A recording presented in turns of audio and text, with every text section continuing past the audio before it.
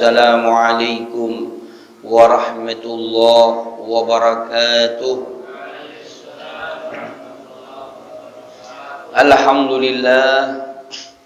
Alhamdulillahi rabbil alamin, wa bihi nasta'inu ala umurid dunya waddin. Salatu wassalamu ala asyrafil anbiya'i wal mursalin sayyidina Muhammadin wa ala alihi wa sahbihi ajma'in.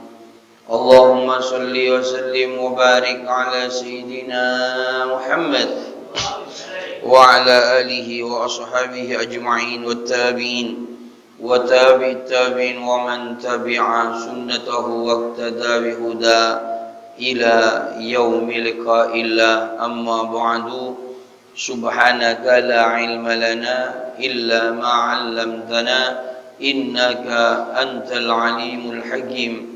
Rabbish rahli sadri wa yassir li amri wahlul 'uqdatan min lisani yafqahu qawli wa shaddid lisani wahdi qalbi bihaqqi sayyidina Muhammadin sallallahu alaihi wa alihi wa sahbihi wa sallam. Para jamaah salat subuh yang berbahagia, yang dirahmati oleh Allah, pengunjung-pengunjung taman surganya Allah yang ada di dunia, yang berbahagia, yang dirahmati oleh Allah subhanahu wa ta'ala. Alhamdulillah, pada pagi hari ini kembali Allah mengumpulkan kita di rumahnya Masjid Hidayatullah dalam keadaan sehat walafiat, dalam keadaan iman, dalam keadaan terus bersemangat di dalam menambah dan menambah amal kita, pahala-pahala kita, untuk kita masukkan ke rekening-rekening kita, agar supaya besok kita di akhirat menjadi orang yang selamat dari siksa Allah subhanahu wa ta'ala.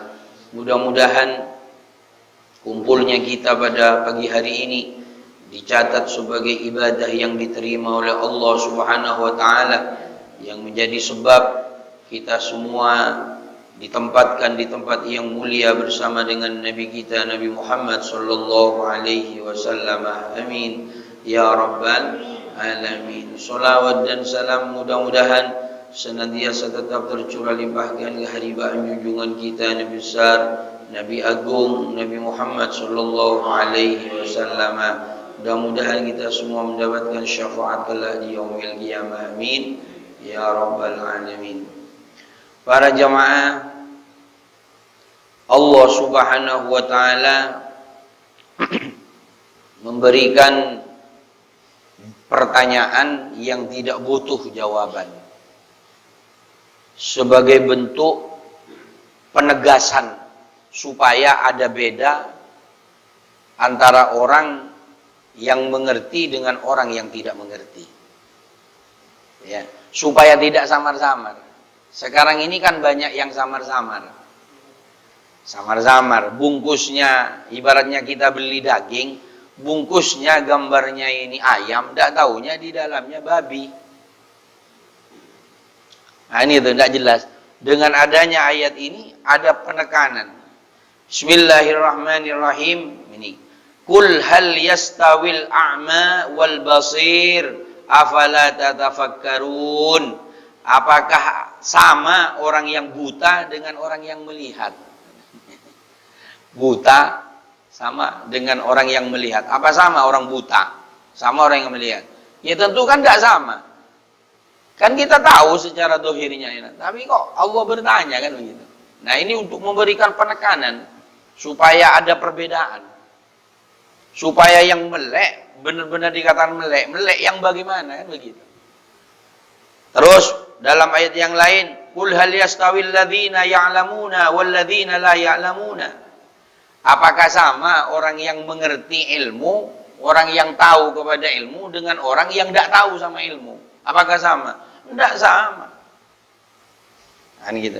Supaya ini penekanan agar supaya ini satu, kita bersemangat menuntut ilmu. Karena bagaimanapun juga ibadah ini tanpa ilmu tidak bisa. Sering saya sampaikan, modal yakin tidak cukup di dalam ibadah. Tidak cukup. Kan banyak orang Sing penting itu ibadah itu yakin wis. Gak apa-apa salah, Allah memaafkan. Kan itu kan ngentengin sendiri. Memang Allah serba memaafkan. Allah pasti Maha Pemaaf, Ghafurur Rahim. Allah ini memaafkan memang.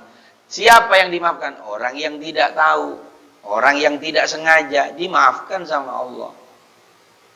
Cuman pertanyaannya yang memang tidak tahu yang bagaimana yang dimaafkan, kan seperti itu. Kalau memang benar-benar tidak tahu, ketika kita tidak tahu dimaafkan. Seperti dulu di zaman Rasulullah belum lahir, bagaimana nasibnya orang yang belum Rasulullah lahir, bapak ibunya Nabi, kan ini kan di medsos dibahas. Bapak ibunya Nabi, sedangkan jaraknya Nabi Muhammad dengan Nabi Isa itu 600 tahun ya. Nabi Isa diangkat ke langit oleh Allah, ke surganya Allah. Ini jaraknya dengan lahirnya Nabi 600 tahun. Jauh ya. Berapa generasi? Jauh, 600 tahun ya. Artinya ilmunya, ajarannya Nabi Isa sudah mulai, ibarat orang harus sudah mulai habis sudah. Mulai hilang. Ada tapi masih pamannya Siti Khadijah. Masih megang ajarannya Nabi Isa yang murni. Ini itu 600 tahun. Makanya di kitabnya Injil yang asli itu, di ajarannya Nabi Isa itu ada ceritanya Nabi Muhammad itu ada. Makanya Nabi Muhammad ketika diajak jalan-jalan, dagang, di punggungnya dilihat, oh ini Nabi pulang, bahaya ini kalau ketemu orang yang dibunuh ini. Ya, karena memang betul-betul ajarannya. Lah bagaimana nasibnya ketika orang-orang sudah tidak tahu ajarannya Nabi Isa, sudah banyak yang tidak tahu sudah. Diampuni sudah. Fatrah, masa sudah tidak berlaku, sudah tidak, artinya diampuni oleh Allah Subhanahu wa taala. Gitu. Mulai zaman Nabi Muhammad sampai sekarang ya bukan fatrah lagi. Nah, kecuali orang yang dimaafkan orang yang di gunung gitu. Di gunung TV tidak ada, HP tidak punya, radio tidak punya. Mereka berbuat zina, kawinnya salah, caranya nguburnya salah, umpama. Mereka tidak sholat, kencing tidak cewek, umpama. Mereka disepura oleh Allah. Mana dia tidak keluar-keluar, tidak tahu zaman, tidak kenal ustadz. Itu orang seperti itu yang disepura. Orang ketidaktahuan orang seperti kita di kota, medsos ada, ustadz bertebaran, tinggal nyetik jadi HP sudah keluar, mau dengeri ceramahnya siapa, kan begitu. Mau apa? Terus kita tetap ada dalam ketidaktahuan. Nah, ketidaktahuan kita ini tidak disepura oleh Allah Subhanahu wa taala. Makanya kita ini perlu ngaji. Ngaji inilah yang akan menyelamatkan ibadah kita. Sebab banyak orang yang beribadah tidak diterima oleh Allah lantaran tidak didasari ilmu. Makanya pernah juga saya sampaikan, ada dua macam manusia yang besok lebih aku takuti daripada Dajjal. Ini kan, Dajjal ini menakutkan ya. Saya sampean tidak kira nutut terus keduluan mati. Ya kapan? Allah alam, tidak ada yang tahu. Yang jelas menjelang kiamat. Hidupnya 40 hari. Kan gitu kan, menjelang kiamat. Yang bisa bunuh hanya Nabi Isa. Tidak ada. Sudah pembunuhnya sudah disiapkan sama Allah. Jadi orang-orang sakti di medsos itu yang bisa bunuh tukang sihir, tidak bisa membunuh Dajjal besok. Jadi menakutkan. Banyak orang yang sudah kafir, banyak orang tidak mau sama ajarannya Dajjal, bunuh. Tidak sakti Dajjal ini, tidak ada yang bisa membunuh. Dikeroyok satu kampung ya tidak mati. Kira-kira seperti itulah gambarannya. Tapi katanya itu menakutkan, di saat itu menakutkan. Di saat itu menakutkan. Tapi ada yang lebih aku takuti dari Dajjal. Dua macam manusia ini. Dua macam manusia. Yaitu orang yang berilmu, ini yang tidak mengamalkan ilmunya. Yang kedua, orang jahil, orang bodoh yang istiqomah ibadah. Ibadahnya istiqomah, tapi bodoh. Ini bahaya. Bagaimana bahayanya? Orang berilmu, tidak dimanfaatkan ilmunya. Ini bagaimana artinya? Karena tidak diamalkan ilmunya, dia punya ilmu. Sudah banyak santri, katakan jamaahnya banyak, semacam inilah katakan. Sehingga suatu ketika ilmunya kan tidak pakai, sampean sudah kadung yakin mau ke saya. Terus saya ini madu ayam. Madu ayam kan salah ini. Sampean bela. Tidak mungkin Ustadz itu. Yang di Ustadz kerjakan pasti cocok sudah dengan agama. Sampean ini kan terjerumus sudah. Akhirnya sampean masuk. Saya ini menyesatkan sampean ini. Jadi sifat yang menyesatkan inilah yang bahaya. Sekarang kan banyak ya. Yang mudah-mudahan saya diselamatkan oleh Allah. Tidak tersesat ya. Tidak tetap saya ilmu membimbing saya. Ilmu, alim, menjual ilmunya ke jabat. Nah, ini nggak boleh. Orang seperti saya ini tidak boleh main ke rumahnya pejabat dalam agama. Kalau seperti sampean main bebas. Seperti saya main ke rumahnya pejabat, separuh iman saya dicabut sama Allah. Apalagi jadi pejabat. Mari wis. Ini ya, makanya ya memang beda, tidak sama. Seperti Jeffrey sekarang mau main ke bupati, tidak apa-apa, harus main ke bupati. Tapi saya main ke bupati, mari wis. Di situ berbeda. Makanya di sini, qul hal yastawil ladzina ya'lamuna wal ladzina la ya'lamuna. Nah ini, balik ke yang nomor 2, orang bodoh istiqomah ibadahnya. Sehingga karena saking istiqomahnya oleh masyarakat, ini wali. Buktinya ini wali. Karena dianggap diyakini wali sama masyarakat, dikit-dikit masyarakat bertanya sama orang ini.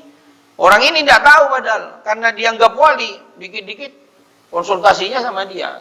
Akhirnya karena merasa ditanya sama masyarakat, merasa dibutuhkan sama masyarakat, akhirnya jawab, wis sakene. Namanya sakene, salah Mas. Akhirnya diamalkan. Nah ini menyesatkan umat ini. Inilah yang bahaya. Seandainya kita sesat sendiri, masuk ke jurang, terserah. Seperti saya masuk jurang sendiri, tidak apa-apa urusan saya. Yang bahaya ini bawa penumpang, saya membawa sampean masuk jurang juga. Ini yang bahaya, yang lebih ditakuti sama Rasulullah Sallallahu Alaihi Wasallam. Nah ini makanya, qul hal yastawil ladzina ya'lamuna wal ladzina la ya'lamun. Apa sama orang yang mengerti dengan orang yang tidak mengerti? Tidak sama. Apakah sama orang buta dengan orang yang melihat? Tidak sama. Yang buta ini bagaimana? Al-a'ma, orang yang buta, al-kafirul ladzi 'amiya an haqqillah wa amrihi wa ni'amihi alaih. Orang yang dikatakan buta ini, katanya Qatadah, ini orang yang buta ini adalah orang kafir yang tidak bisa melihat kebenaran. Orang yang ingkar kepada kebenaran. Padahal dirinya tahu. Ini bukan tidak tahu, tahu kalau ini benar, tapi dia tidak mau, itu buta. Itu buta. Kan apa? Gimana itu? La ta'ma. Walakin ta'mal qulubul lati fis sudur. Bukan matanya yang buta, tapi hatinya yang buta. Ya, bukan matanya yang buta, tapi hatinya yang buta. Jadi orang buta ini, ama ini bukan orang yang tidak tahu kalau benar, tahu pengajian benar, tak mau, itu buta. Ya seperti siapa? Abu Jahal itu bukan tidak tahu kalau ajaran Nabi benar, bukan karena tidak tahu, karena kesombongannya, karena gengsinya, menutupi kebenaran yang ada di dalam pikirannya. Masa isun melok ponaan, ini seperti itu kan, seperti itu. Gengsinya tinggi sehingga tidak mau sudah. Apa yang dikerjakan ya karena sudah kadung benci tumbuh. Orang yang benci ini jangankan ngelihat yang elek, benernya saja salah. Apalagi elek, benar salahnya. Orang yang benci ini jangankan melihat kentutnya, melihat mesemnya salah. Melihat wajah, jangankan melihat wajahnya, dengar batuknya, tekois. Iya, karena sudah benci, tidak kira ada kebenaran di dalam hatinya, tidak kira ada, tidak kira ada. Makanya kenapa golongannya Abu Jahal, Abu Lahab ini semuanya ini tidak mau. Mereka bukan ingkar sama Nabi, bukan tidak tahu apa yang dibawa Nabi itu benar, bukan tahu itu, sangat-sangat tahu. Tapi karena memang gengsi, karena kesombongannya, tertutup mata hatinya. La ta'mal absaru walakin ta'mal qulubul lati fis sudur. Bukan matanya yang buta, tapi hatinya yang buta. Ini aja. Makanya dengan ilmu inilah, dengan ilmu. Jadi orang yang buta ini orang yang ingkar terhadap kebenaran, kepada perintahnya Allah. Tahu ini perintahnya Allah, tapi dia tidak mau. Misalkan perintahnya Allah, tahu sholat Jumat, dia tak mau Jumatan. Tahu perintahnya Allah, suruh dzikir, dia tidak mau dzikir. Tahu perintahnya Allah, bukan tidak tahu, tapi dia ingkar hatinya. Kan dzikir kan perintah. Wa yadhkurunallaha qiyaman wa qu'udan wa 'ala junubihim. Ingatlah kepada Allah, dzikirlah kepada Allah ketika kamu berdiri, ketika kamu duduk, ketika kamu tidur. Suruh ingat sama Allah. Karena di dalamnya fadhkuruni adzkurkum. Kalau kamu ingat sama aku ingat juga sama kamu. Jadi kalau kamu tidak ingat sama aku, ya aku tidak ingat. Nah, permasalahannya, pertanyaannya, kalau kita ini mati dalam keadaan tidak ingat Allah, gimana kira-kira? Kan seperti itu. Allah sudah jelas, fadhkuruni adzkurkum. Kalau kamu ingat sama aku ingat sama kamu. Berarti ketika kita tidak ingat sama Allah, Allah juga tidak bersama kita. Allah sedang melupakan kita. Lah permasalahannya, ketika kita lupa sama Allah, Allah tidak mengingat kita, pas kita dicabut nyawa, bagaimana, Mas?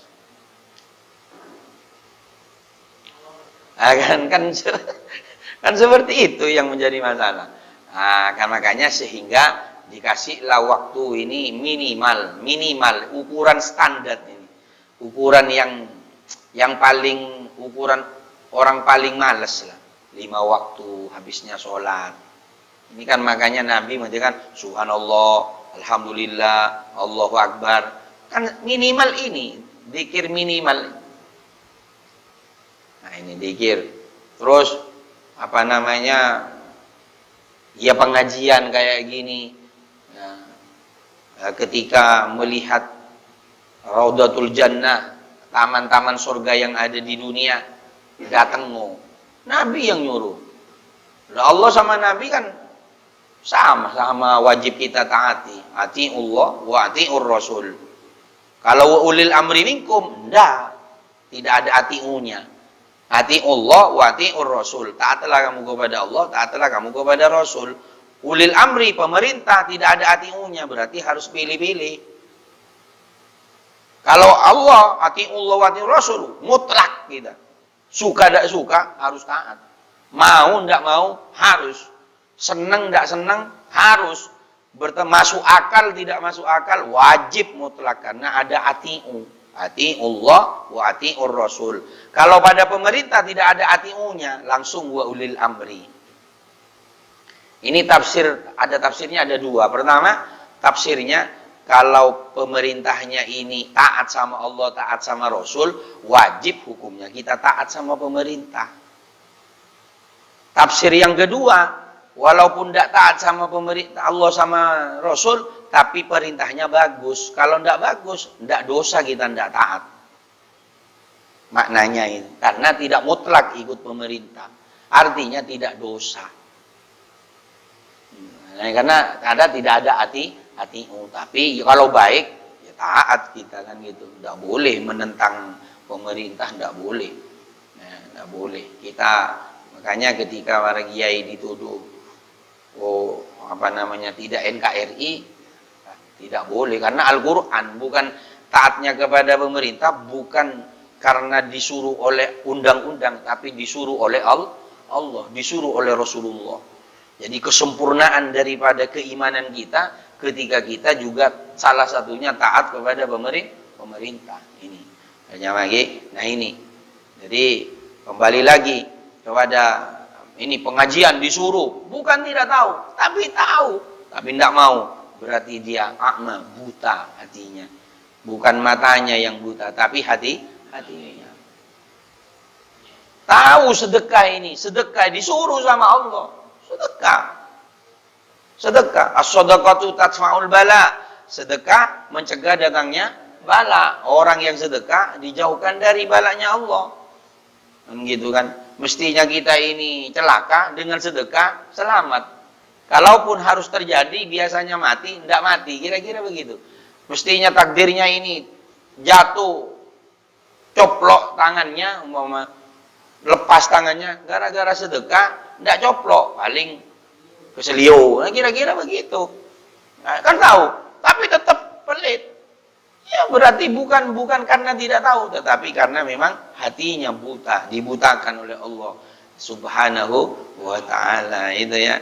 Nah, inilah makanya kita kenapa disuruh menuntut ilmu, karena inilah saudara perbedaan. Makanya kenapa orang dulu ibadahnya orang dulu dengan ibadahnya orang sekarang kok beda?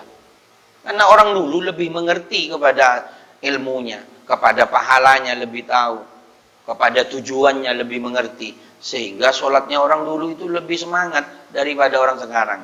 Contoh, kenapa dokter ya? Contoh lagi sekarang, dokter itu giat. Ayo hati-hati corona. Karena dokter tahu, kita tidak tahu, enteng-enteng aja. Kira-kira begitu. Kenapa kiai mantong-mantong, ayo ngaji, ayo sholat. Karena kiai tahu. Kan begitu. Sama. Kenapa dokter rawat kan gitu, gencar, ayo hati-hati. Ini corona bahaya. Kan begitu. Awas, masker, jaga jarak kan gitu. Kenapa? Mereka tahu. Kita yang tidak tahu ngentengin kan gitu.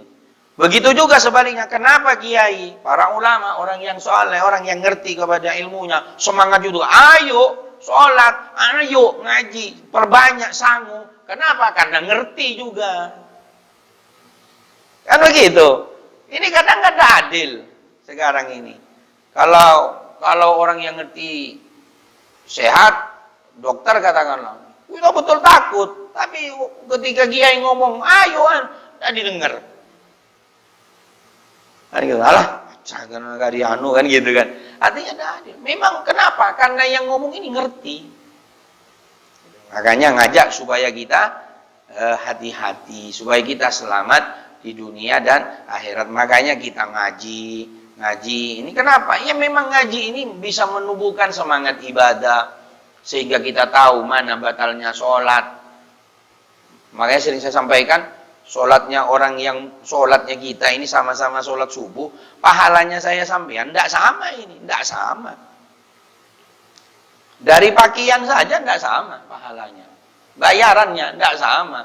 Sama-sama sholat subuh, sama dosanya, sama-sama di sepuro. Orang yang berjamaah itu khusyuk tidak khusyuk diterima. Sama-sama di sepuro dosanya sama sudah di sepuro. Cuman bayarannya lain, bonusnya enggak sama. Ada yang 5.000, ada yang 1 juta, ada yang 10 juta. Tergantung kita, tergantung ilmunya. Sehingga keluar, naumul alim khairun min ibadatil jahil. Tidurnya orang berilmu itu lebih bagus dari ibadahnya orang bodoh. Coba, kan atu-atuan. Orang berilmu tidur dianggap hebat daripada ada orang bodoh sholat 100 rakaat tapi bodoh, saya kalah mulia sama orang alim. Kan dari saking tingginya ilmu. Bahkan ada 700 orang ahli ibadah kalah sama santri yang paling males di pondok. mulianya di hadapan Allah. Kenapa? Di sana masih ada keinginan untuk menuntut ilmu. Ini ibadah, ibadah terus ibadah tanpa ilmu. Kalah mulianya di hadapan Allah sama santri yang ngaji sedikit tidur, ngaji sedikit tidur, sholatnya kadang malas, suruh belajar malas, pokoknya paling malas. Itu masih mulia, masih mending ketimbang orang yang ibadah 700 orang yang ibadah tok tapi bodoh. Makanya ilmu ini pentingnya. Makanya banyaklah contoh-contoh ya. Bagaimana suatu desa ini dikatakan hidup kalau sudah ada ilmunya. Masjid atau musola dikatakan hidup bukan hanya dilihat dari jamaahnya, bukan. Jamaahnya iya masuk jelas. Jamaahnya usahanya 5 waktunya hidup, iya. Tapi ilmunya terutama. Kan gitu, ilmunya terutama. Nah ini ada ya. Jadi Allah bertanya, bukan minta jawaban, Allah tahu, tetapi Allah ingin menegaskan biar beda, ada beda orang yang mengerti dengan orang yang tidak mengerti. Orang yang sholat wuduknya orang yang tahu dengan orang wuduknya orang yang tidak tahu ilmunya. Coba lihat sampean. Tidak sama. Tidak sama. Saya lihat kalau di masjid itu, orang yang tahu caranya wuduk dengan orang yang tidak tahu caranya wudhu. Sampai lihat wudhunya. Wudhunya orang ngerti, lama ya, agak lama orang yang ngerti. Sunnah-sunnahnya dipakai. Tangan, kumur-kumur, ini istinsak, menghirup air. Buang air di hidung, dibersihkan di area-area swab. Mengokan. Aneh ya kan? Kita bersih tenggorokan tempatnya penyakit ini yang jadi swab 5 kali ya. Cuma pertanyaannya kita make apa enggak? Kita kumur-kumur apa enggak? Sampai sini apa enggak? Terus kita ini ngirup air apa enggak tiap hari ini? Kan yang jadi masalah kan itu. Sudah disiapkan sudah. Nah ini ya. Lebih-lebih sekarang penyakit ini di Indonesia kan mulai bertambah lagi. Ayo sunnahnya Nabi, ayo hidupkan. Jangan hanya pakai apa namanya, sanitizer ya, ya Tizer itu ya. Ya bukan hanya pakai itu pakai itu bawaan, bawa itu tetap anjurannya pemerintah itu patuhi. Tetap. Tapi ajarannya Nabi juga patuhi. Kita ini sanitizer dibawa kemana-mana, digantongi di tas. Tapi kita ini tidak pernah ngirup air, tidak pernah kumur-kumur sampai tenggorokan. Iya, podo biain. Kan gitu sih, bisa juga Jawa ini. Ya podo biain, Pak. Tidak bisa. Sanitizer dibawa, ya untuk hati-hatian kita tidak tahu ini berpenyakit apa enggak gitu. Tapi ini lebih pede. Kok di sini. Sampai sini ya. Orang tidak biasa mau muntah. Sini nih. Terus menghirup air. Sampai sakit ini. Sakit ini. Kan gua lagi tuh sakit kan? Sakit. Masuk gitu. Kalau cuma enggak ngaruh, harus sakit sampai sini ke dalam. Ayo, sampean ngelakuin apa enggak? Anda. Ya, makanya sampean nanti ketularan. Ini pakai mau duhur, mau asar. Ini sunnah ya, setiap kita mau wudhu, sunnah. Basuh ini sama ini, utamakan ini. Ini, utamakan. 5 kali, resik. Orang pakai sanitizer, tidak kira baca bismillah. Dituang, saya lihat. Ini. Tapi kalau kita mau wudhu, pasti a'udzu billahi minasyaitonir rajim. Bismillahirrahmanirrahim. Kan begitu? Baru. Terus hidung. Kan begitu kan? Nah ini, makanya ini salah satu fikih ya hukum kan. Kebersihan Islam ini, Masya Allah. Kebersihan Islam ini. kencing, kalau pakai celana, kalau masuk ke jeding, ini buka. Kalau ndak dibuka, ceceran. Apalagi celonuan. Makanya banyak jedingan pesing yang kencing rata-rata celonuan. Tapi lebih parah lagi sudah sarungan, pesing lagi. Ini kebacut sudah. Gitu kan. Ini kebacut. Ya kan? Nah, nyiram. Ini kan najis, pernah saya sampaikan, najis itu 3 kan ya. Baunya, bentuknya kan gitu kan. Apa namanya, terus bendanya itu harus hilang. Bendanya hilang tapi baunya ada. Najis masih. Masih ada. Tembelek sudah dibuang, tapi membuih. Najis masih. Kan 3 najis. Harus hilang semua. Bendanya, baunya, terus rasanya kan ya. Ya kan enggak mungkin tembelek dirasain. Tapi kan di situ 3 ini harus hilang semua ya. Terutama apa ya? Inilah para jamaah sudah setengah jam. Itu ya, hari cepat ya. Ya, ini ya. Oke, mudah-mudahan menjadi ilmu yang manfaat barakah sehingga kita ini lebih bersemangat untuk ilmu, kebersihan ya, bersihan sunnah-sunnahnya wudu agar supaya sehat ya, agar supaya kita selamat dari corona, karena volume corona sekarang gila lagi ya. Ini kegiatan-kegiatan sudah banyak yang di stop ya, termasuk ahad subuh sudah diperaikan, sudah ndak ada gitu. Jadi pengajian kecil kayak gini ndak masuk deh ya, tapi yang banyak orang padahal sama kan gitu ya.